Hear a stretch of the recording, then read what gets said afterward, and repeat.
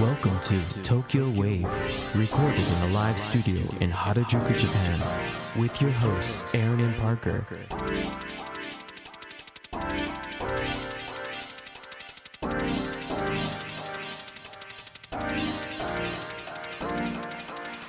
Alright everyone, welcome to episode 97 of Tokyo Wave. We're your hosts Aaron Randall and Parker Allen. On Tokyo Wave, we bring you weekly updates from our studio in Harajuku. Join us in segments featuring this week's top news, political happenings, business, and other random garbage. To get us started, here are this week's top news highlights. Japan and the United States agreed to closely communicate amid yen's rapid fall. Survey finds that 48% of foreigners in Japan region earning less than before pandemic. World's largest gold bar in Japan surges in value amid Ukraine crisis.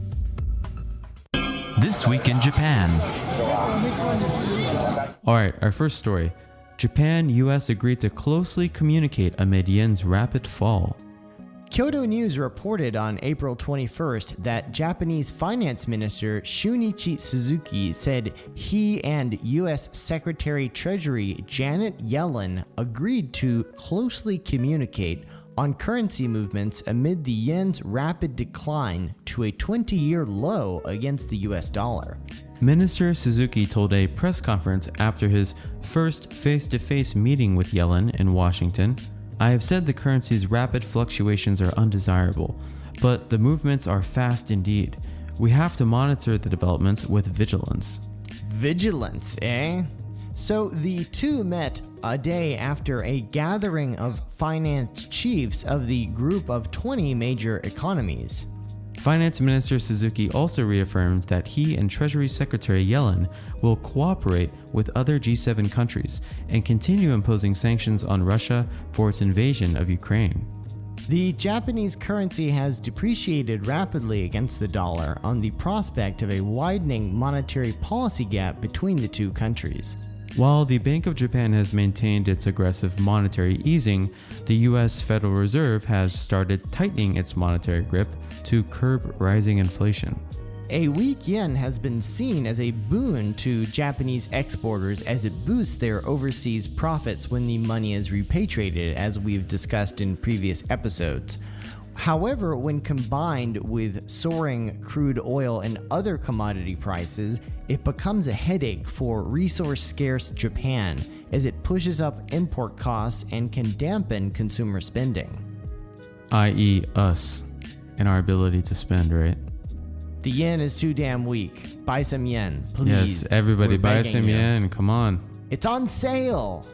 It's like a 30% discount. We talked about this last week, but it's even more on sale now. So the sale just keeps on going and getting better. The prices are slashed. Everybody buy yen now. We slashed them again. We slashed the prices. And I mean, I have to say this. I mean, it sucks for tourists because if tourists could come to Japan right now, oh my gosh, yeah. it would be like they're 30% richer. Yeah. It's basically equivalent to like us going to South Korea, you know? It's like everything is on sale. I mean, 50 yen beer is like 30 yen beer. It's like, whoa.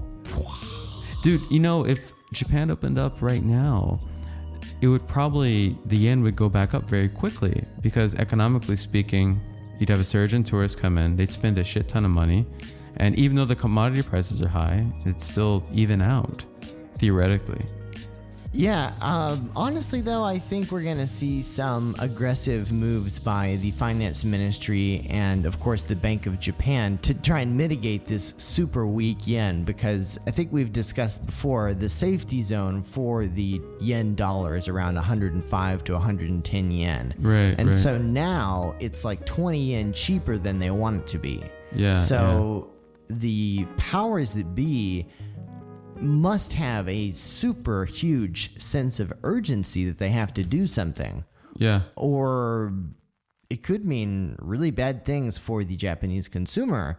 And when the Japanese consumer gets slammed, guess who gets the blame? The government. And we have an election coming up this summer, so let's see what happens. For sure. All right, and up next, Survey finds that 48% of foreigners in Japan region earning less than before pandemic.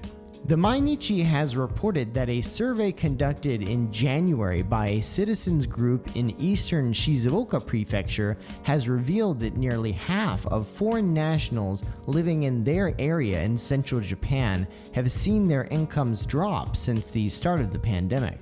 Club Nobiko Mishima, which works to support the education of children from other countries, obtained responses from 131 people, including 43 Vietnamese, 19 Filipinos, 18 Peruvians, and 10 Brazilians, living around the eastern Shizuoka Prefecture cities of Mishima and Numazu. 48% of respondents said their income had decreased from pre-pandemic levels, nearly the same as the 50% who said so in the last survey in July 2020. However, the ratio earning no income at all fell from 15% to 2%. I think it's important to think about this area, Mishima and Numazu. They're very tourism and fishery heavy economies, and so foreign residents living there are likely in the hospitality or fisheries sector. Yeah. And as we know, the hospitality sector is not doing well due to the pandemic and no foreign tourists, and really not that many Japanese tourists either, compared with pre-pandemic levels. And then in addition to that, people don't talk about this much, but the fisheries industry is also getting hit really hard right now because less people are eating out. Right. If less people are eating fish, the fisheries can't sell the fish. And we don't have good vision to that here in Tokyo. I was in Tsukiji last weekend at a sushi bar, and it was packed, man. It was loud, it was packed, there was a line to get in, But, out in other parts of Japan, it's not like that. Exactly. And I think this consumer spending is directly connected with people buying, of course, different products, which of course include products including food, fish, vegetables, etc. And consumption is down. For sure. And prices are rising. Yeah. So it's really a tough situation, both for people buying food to cook at home and also restaurants buying food for their patrons. Good point, yeah. And so if these restaurants have less patrons, they buy less food. If they buy less food, these suppliers make less money and obviously can hire less people, including these foreign nationals. It's a negative feedback loop. Meanwhile, 75% of respondents said they went out less frequently than before the pandemic, down 12% points from the previous survey in July 2020, while 18% said their outside activities were, quote, the same, up 9 points. However, 3% said they went out more often than before the virus outbreak, up from 0% in the last survey. Those are still really low numbers, though. I think that sort of echoes that foreign nationals living in those areas are really getting hit probably the hardest by the pandemic. For sure. So this survey also shed light on issues with how the Mishima municipal government conveys information to foreign nationals. So the local government launched the, quote, Mishima Messenger volunteer group in May 2021 to distribute information digitally, including emails and on social media. However, only 20% of respondents said they even knew about the service. Club Nobiko Mishima head Chieko Ishii, age 63, explained, "We had anticipated that the respondents' incomes would remain depressed. The survey has further illuminated the vulnerability of foreign residents, many of whom are temp workers, amid the coronavirus pandemic." Exactly, echoing our basic understanding of the issue. These workers are not full-time workers, so obviously their ability to get work is dependent on demand. And if demand is down, they don't have work. It is a negative feedback loop, as you said. Yeah. So Ishii also said of the Mishima Messenger group, quote, "While it is a progressive initiative, it has not been disseminated enough among foreigners. the municipal government must proactively send information that foreigners need through this messenger service. So we're seeing a lot of fallout, I think, which has somewhat been delayed, from the pandemic and the closing of Japan. But it's finally hitting consumers in a way that is very negative. Obviously, there's been fallout since the beginning of the pandemic, but we're kind of on a macro level really seeing lots of dangerous signs everywhere, I think. One, I think, people talk about the widening of the wage gap in Japan and how in the boom years of the 70s and 80s, we had this large middle class. But now we're seeing deeper divisions between the haves and the have-nots. And I think this survey, while its sample is very small, shows in a certain way how this is actually affecting people's livelihoods. Absolutely. Another thing that, we don't really see in Japan, but in the US, for example, the magnitude of the widening of the wealth gap is in direct proportion to the stability of a society. And in the US, that comes in a lot of forms of like increasing crime, etc. But it's really basic like macroeconomic stuff. I mean, if you lose your middle class and the people that are at the bottom keep making less and less money, the homeless rate increases, right? And then, robberies increase, crime increases, things get chaotic. And right now with, Russia, Ukraine, with the pandemic still looming around, things are pretty chaotic. So yeah, and I think Japan, which traditionally has been seen as a safe country, it really stands to question whether we can continue living in a safe society with a low crime rate.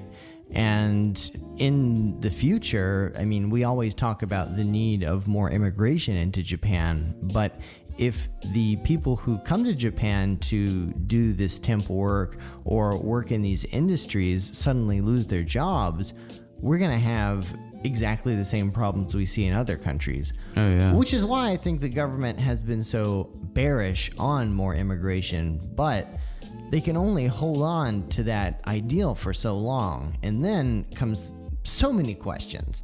How do we deal with multiculturalism in Japan? That's a conversation nobody is having. Yeah. At least demonstrably. We might be saying it on paper, but Japan's not ready for a huge influx of foreign residents. It really isn't. Absolutely. And, taking this point further, funny enough, the one thing that can actually really kind of fix the wealth gap, in my opinion, and a lot of macroeconomic theory says this as well, is when a country is actually growing, when the economy is growing at like a rate of higher than 5%. Like, it makes it so basically everybody moves up a class. You know what I mean? So you lose the downtrend and the wealth gap decreases. Even if the wealth gap stays relatively the same, you have this basically, we still have class systems, across the world. And yeah, we just need some kind of growth, because in the US, in Japan, and South Korea, all over. And if we don't have that, it's just going to keep getting worse. But, kind of thinking about innovation and whatnot, if Japan could somehow become an innovator, it could actually fix a lot of things, All right, Japan, here are recommendations. Step 1, open the damn country to tourists. Step 2, fix this weekend. Step 3, get more foreigners in, but before you do that, be ready for them. Sounds pretty simple, doesn't it? Maybe we should make some NFTs. Yeah. Honestly, if they just do step 1, open the borders, right? So many problems would be fixed. Exactly. It will be like in a month, things will change drastically. Will they do it? We shall see. Coming soon. All right, and up next, world's largest gold bar in Japan surges in value amid Ukraine crisis.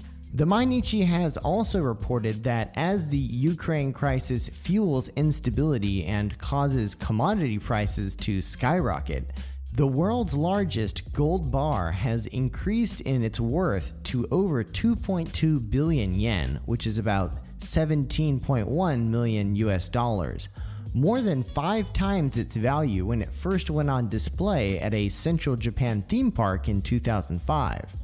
The 250 kilogram gold bar is exhibited at the Toi Gold Mine theme park in Izu, Shizuoka Prefecture. The gold bar was smelted by the park operator's parent company in 2005, and Guinness World Records certified it the world's largest in the same year. So I actually went to the Toi Gold Mine as a part of a classic car rally.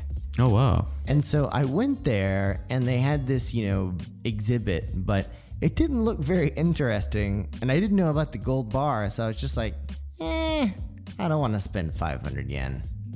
Never mind.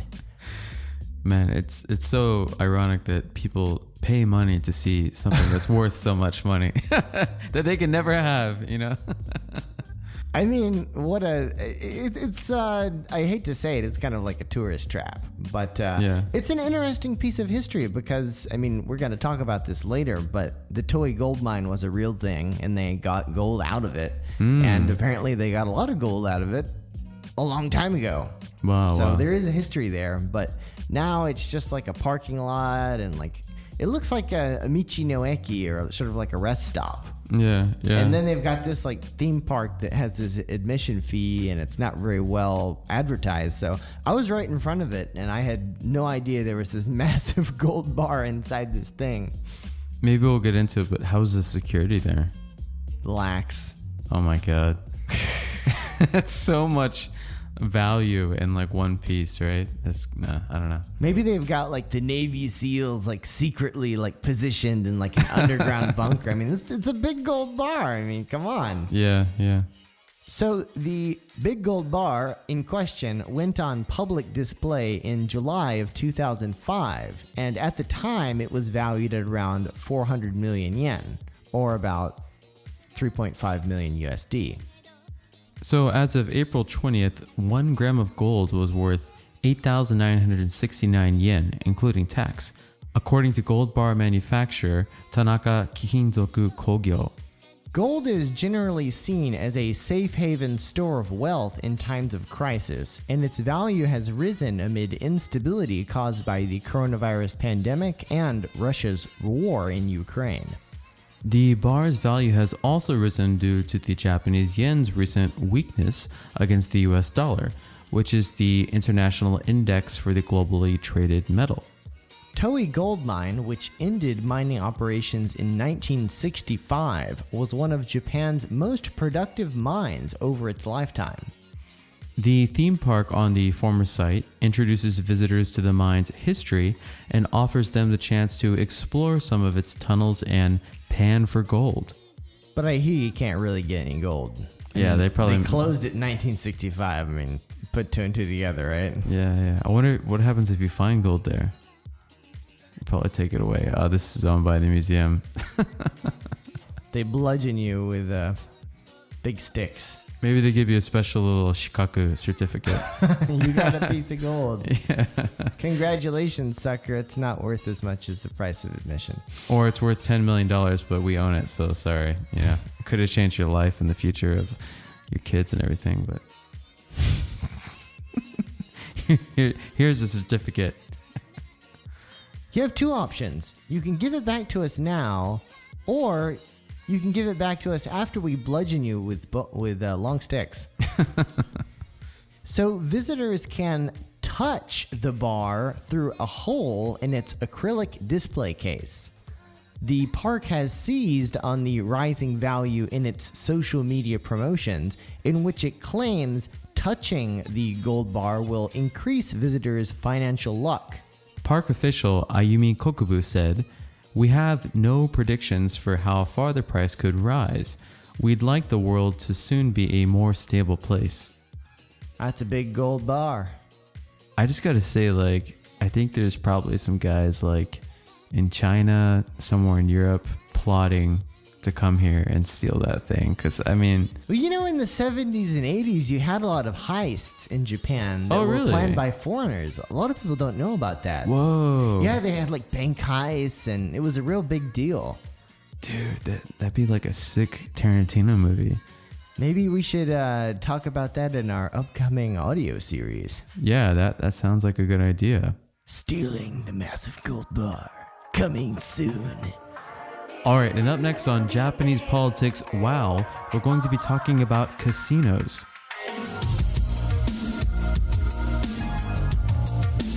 You're now listening to Tokyo Wave. Japanese Politics Wow. So the end of the Wakayama bid leaves only Osaka and Nagasaki in the race for opening Japan's first casinos. Oof, one down already, huh? 2 left to go. The Japan Times recently reported that only Osaka and Nagasaki are expected to submit bids to host Japan's first casinos, following a rejection by the Wakayama Prefectural Assembly of an integrated casino resort project, undermining a major initiative by the central government to revitalize local economies. Long-standing concerns about whether financing would come through for the proposed 470 billion yen project at Wakayama Marina City, located on an artificial island in the city of Wakayama, prompted 22 of the 40 assembly members to vote against it on April 20th. The bid had the backing of prominent local politicians and Wakayama-based heavyweights in parliament, such as former LDP Secretary General Toshihiro Nikai. Governor Yoshinobu Nisaka told reporters after the vote, "The Prefectural Assembly's decision is regrettable, as a casino resort would be a catalyst for regional development." After making that statement, he hopped into his black Cadillac limo and slowly pulled away. So Governor Nisaka said that the prefecture should, quote, try again if the government solicits more applications for a casino. It didn't go so well, but we're just gonna do it again. I'm sorry, Mr. Nikai. Please don't cut off any of my limbs. I really need these fingers. I really like them. I really come to like these 10 fingers. Please. Nisaka, what do you like more, finger or tongue? Game of Thrones reference. What is it? Joffrey, the young king. Some guy that was making fun of him. Anyways. So the central government was preparing to select up to 3 candidates to host Japan's first casino resorts, but bids are due by April the 28th. And so we had 3 players, 1 player is out, leaving 2 players. Maybe we should submit a bid. The Tokyo Wave Casino. Yeah. It could be in the bay. So like not connected to anything. And like you have to take like a boat to get out there or something. And it'll be owned by an eccentric billionaire who plays Tokyo Wave, like Vaporwave and 1980s city pop music. Yeah, that would be lit. And like promotes like really crazy fringe stuff that is not liked by the government so much. I think you're onto something. International waters. Yeah. Tokyo Wave, illegal casino in international waters, coming soon. Ride the wave. Get on the wave. Lose a bunch of money. You know, in Florida, they have these really nice casino boats where they sail to international waters. You get drunk as hell, and most people lose a lot of money. Hundreds, thousands, tens of thousands of dollars. That's what we should do, Aaron. We should become riverboat casino operators. No, it's. We could wear like corncob hats and speak in our favorite southern accents, and we could even have auctions. How about this pig? We'll start the offers at $2. Can I get $3? Can I get $4? We're not going to accept bids in yen because they ain't worth nothing no more. How about a $5? Can I get a $6? You know, Parker, I never would have thought I would have gotten into like doing like casino boat tours like in the middle of the night. But going back to Florida, you know, at this age, some of my friends do that, and it's a hell of a lot of fun. Yeehaw! You get sick as hell too, because sometimes in Florida there's always storms. So like I'm always like drinking, like I'm on like my fourth drink, and I'm like, damn man, fucking dizzy as hell. Then you start playing crabs, or start feeling lucky. Yeah. It's an experience. Chief Cabinet Secretary Hirokazu Matsuno, the central government's top spokesman, said he would not comment on specific bids, but he stressed that casino resorts are an important initiative for the further development of Japan's tourism industry. Which is basically an implicit statement saying that Prime Minister Kishida is also behind these integrated resort bids, but he's not going to say it himself because he likes having a high popularity rating. Definitely. So Wakayama's rejection came as a shock surprise to the ongoing casino race in Japan, while the Nagasaki Prefectural Assembly on April the 20th formally approved a plan for an integrated casino resort at the Huitenbach theme park in Sasebo. Casinos Austria International Japan heads the project, which has the strong backing of all 7 Kyushu governors. A Kyushu body of local government and economic groups formed a casino lobby group last year, and one of the bid's keenest supporters is Yutaka Aso, chairman of Aso Cement in Fukuoka Prefecture, and the younger brother of LDP Vice President Taro Aso. Wow. So yeah, Nikai loses, Aso wins. Politics, baby.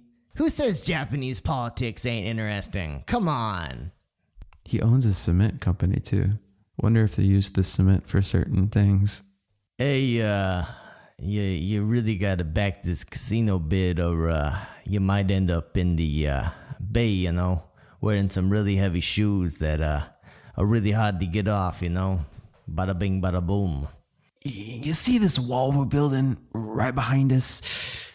If you don't get in on this bill, you might be inside that wall.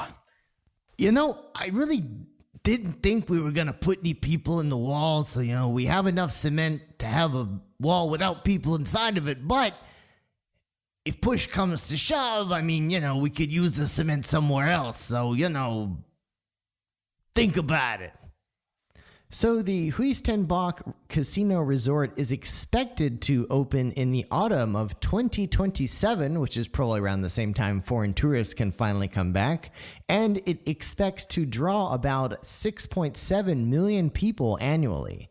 The casino floor is expected to have 3,000 electronic gambling machines and 400 table games.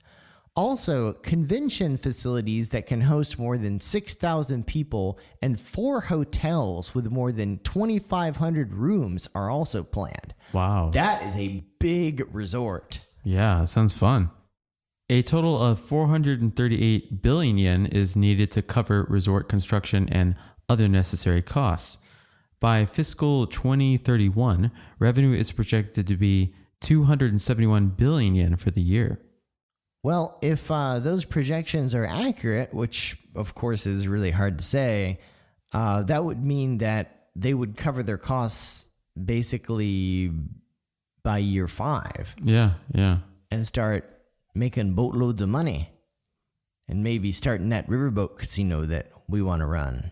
It's funny, South Korea has like random places that hold casinos. Have you heard about this? Yeah, like random little islands and whatnot. Yeah. It's a similar kind of situation here in Japan. It seems like most of the planned casinos are on artificial islands that, of course, basically were built out of trash that Japan had nowhere else to throw away. Right. And they let it compost. They made an island. What's the best thing to build on top of a trash island? A casino. Perfect. Can we put a riverboat on top of it, just for prosperity's sake? Like they do in Singapore. They got that big boat, on those buildings. Yeah. In Singapore, they got the big building with the pool on top of it. How about we put a riverboat in the pool? Come on. Everybody loves riverboats. That right there is real innovation. Riverboat innovation. We're going to make riverboats in the metaverse. It's kind of believable, to be honest with you. Rebuild the Marina Bay Sands. And put a riverboat on it. Yeah. That'll show Singapore. Those assholes. Your hotel doesn't have a riverboat on top of it. Come on, up your game. Osaka's casino project has long had the support of Governor Hirofumi Yoshimura and Mayor Ichiro Matsui, as well as the prefectural and municipal government assemblies. A consortium led by U.S. giant MGM Resorts International and Oryx planned to build a casino resort on the artificial island of Umeshima in Osaka Bay by around 2029. Umeshima is also the site of the 2025 Osaka Kansai Expo. The prefecture and city assemblies approved the casino project in March. Another great place to have a riverboat. I am really excited about the expo. A couple people I know went to the expo in Dubai, and it looks absolutely awesome. That's definitely going to be really cool. Something to look forward to. As long as there's no other like new pandemic or war or something, right? Oh, please don't even make me think about that. I'm done with wars and pandemics. Yeah, please make it all stop. No war, no pandemic. Pretty pleased with sugar on top. Pour cement on it. So the Osaka proposal, unveiled in February by the two firms, the city and the prefecture, calls for an initial investment of 1.8 trillion yen, with projected annual sales of 520 billion yen, of which 420 billion would come from the casino. That's a lot of billions. The prefecture and city would receive 74 billion in annual payments from the operators and another 12 billion in yearly tax revenue. Wow. No wonder they're behind it. That's a lot of money. Yeah, I really hope the one in Osaka goes through, and I couldn't imagine people being against it with that much just free money coming into you, right? I mean, we have to be honest with ourselves. Jokes aside, the Japanese public is vehemently opposed to the idea of having casinos in Japan, and this public sentiment has not changed. No PR effort by any of the operators or the government has really stuck with the Japanese public. Yeah. They are afraid that, having a casino in their backyard is going to be one of those issues that, of course, causes gambling addiction and other social issues such as crime. Specifically, people going to the casino, losing all their money, being, oh shit, I don't have any money. I need more money to gamble because I'm addicted. Let's go steal stuff. I hear there's a big gold bar. Let's go. Yeah. To a lesser extent, there are quite a lot of casinos in Florida. Florida does have a high crime rate, but directly linked to casinos, I do have some friends that frequent the casinos in Florida a lot. And even when people are angry and losing lots of money, people tend to keep their cool, from what I've heard. But, you never know. It's hard to predict, right? Well, I mean, when there's a bunch of security guards and security cameras everywhere, people tend to keep their cool. Oh, yeah. And you can get like perma-banned from casinos too. It's true. Honestly speaking, I've done work with previous integrated resort bids, and I have to say that, public sentiment aside, integrated resorts would be a great thing to have in Japan. For sure. And the government's already said that they're going to do it. It's just a matter of implementation. Yeah. Now that we know that we're going to do it, the big task that the government, and this is, of course, the national government and local governments and these operators really have to achieve, is they must create sustainable resorts. And that's a huge question mark because we haven't had casinos in Japan. This is going to be a first. And if these casinos are successful, everything's going to work. The government's going to get tax revenue. The casinos are going to make money. More tourists are going to come into the country. They're going to spend more money. Everybody's going to be happy, theoretically. People fly directly to the casino resorts and won't go anywhere else. But that's a problem, though, because the casinos are being billed as this regional revitalization idea. And so one of the biggest challenges that the governments have in getting more public support for these casinos is pitching the idea that people who come to the casino will go to places outside the casino. However, we know from experience in other countries that this is oftentimes not the case. Oh yeah. I mean, just thinking about Vegas, Macau, it's like it's a city within like a building. You never have to leave, you know. And it's designed that way because obviously the casinos make money by keeping people in the casino. So yeah. Getting people to go outside the casino and, go spend money on local trinkets takes away from money that the casino can make. So why would the casino ever want to promote that? So we got our architect to like build this outside area. You can put like a family mart size area, stuff that generates money for the local economy. Come on, everybody likes to work at size area. It's all you can drink wine. I've been in the kitchen. Everybody's drunk as hell. If they really wanted to go all out, they'd do it in Kyoto or close to Kyoto. But that would ruin Kyoto. It would, and that's why they would never do it. I mean, but Osaka is close to Kyoto. Yeah, it's super close. Oh my gosh. Yeah. I mean, really the big question mark for me for Osaka is how are they going to make it easy to get from Yume-no-shima to central Osaka? Because Yume-no-shima is in Osaka technically, but it is not close to the city center.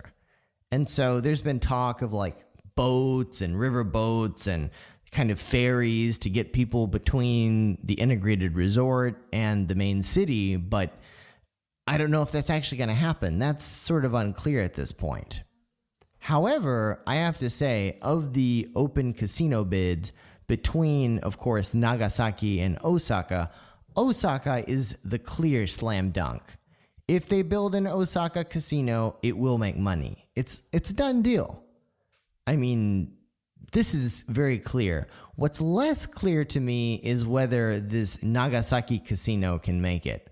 I mean, it's really going to be down to how they can make it into something that can be a destination because, let's face it, tourists coming to Japan, Nagasaki is not at the top of their list. Oh, for sure. It's not even on their list. Yeah. And so, of course, putting a casino there is, on paper, a way of getting people to go there. But how do you get them outside of the casino?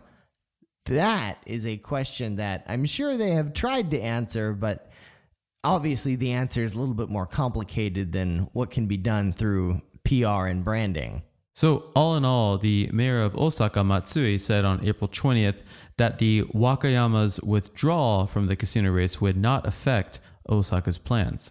Mayor Matsui told local reporters, quote, Osaka has the backing of large banks that have promised to finance the project.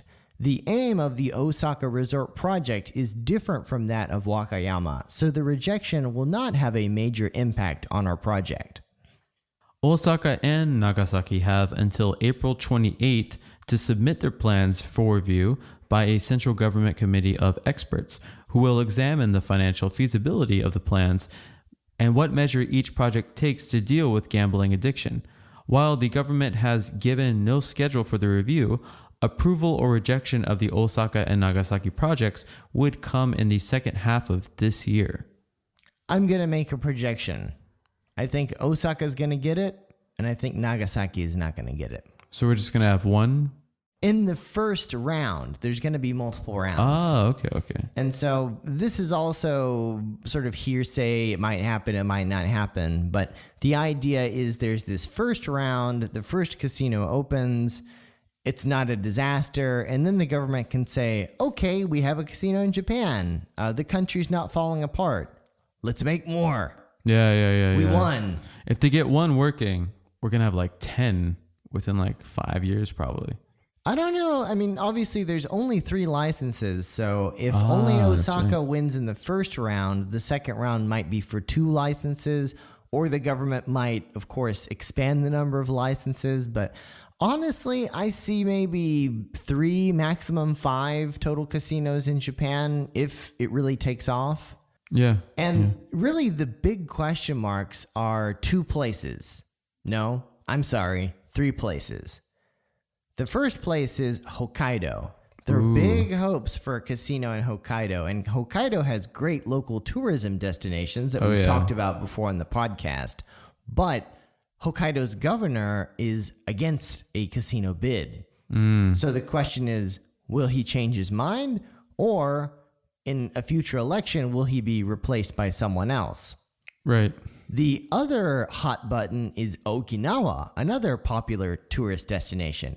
However, Okinawa's governor is very opposed to the idea of a casino, and there is a imminent election to decide whether he will continue to be the governor of Okinawa. And the LDP is currently really gunning to unseat this governor of Okinawa. If this happens, I would see Okinawa potentially in the second round for a casino bid. The third one is the most interesting one to us, and that is Tokyo. And is this the one that's close to Odaiba? And so everything on Odaiba, kind of on the other side of Aqua City and of course towards the beach, the lease on that has expired. So everything has to be deconstructed. Ferris wheel's going away. Everything's going to be cleared. That big onsen resort is closed. It's all going to become empty. Wow. And ready for a new tenant. Maybe it's going to be a casino tenant. And Governor Yuriko Koike has previously expressed interest in a casino bid, but has been very tight-lipped when it comes to whether she will decide to raise her hand and thus put Tokyo into the race. It makes sense. I mean, everyone seems to be being pretty tight-lipped, except for Osaka. It seems like they're pretty outspoken about it. Well, Osaka's going to get it. I mean, they would have to make a huge mistake, or there would have to be some huge scandal that would erupt to unseat Osaka from actually getting this casino. I don't see that happening. Yeah, I think out of the options you just mentioned, Hokkaido probably makes the most sense for me, just because Okinawa is a kuruma shakai. It's cars everywhere, right? So, I mean, you're going to have to deal with... Okinawa is great because it's so close to Taiwan. It's so close to, other parts of Asia, Hong Kong. You can get there like an hour flight. But people getting around once they get there, it's going to be like a total pain. Yeah, and I think Nagasaki, I want to see something happen in Kyushu. Kyushu is interesting, but I really think the only viable place to have an integrated resort in Kyushu is Fukuoka. Yes, Fukuoka. And I don't know why that didn't happen, but obviously, the governors have sort of lasered in on this resort. Obviously, land is an issue. Yeah. Fukuoka probably doesn't have a place to put an integrated resort. Good point. Yeah.